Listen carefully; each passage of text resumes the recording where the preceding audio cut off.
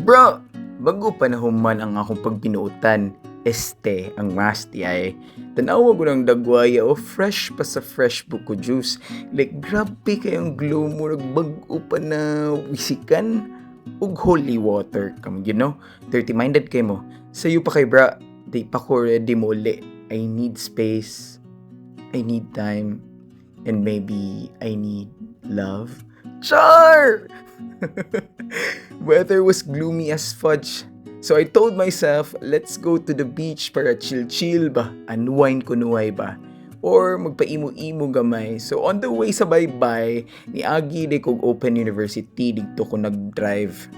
Open po lang akong mata, sightseeing gamay, judgy spotting ba, kanang dadbad nga na ay killer smile. Ana lang, Father's Day ba ya bro? So it's only right to appreciate potential daddies. Di ba? Like, Happy Father's Day. Here's my socials. Di ay, care to chat? Char! So, pag-abot tayo sa baybayon, sad boy era dayon. Kay low tide, hugaw kayong babayon. Nga, daghan kayong basura. Mura ko nga akong ex good, full of trash. Ay, bitaw. Naglingkod ako dito sa silent reflection time thinking about life decisions. This is adulting, bro. Bitaw, maura man to. Bye.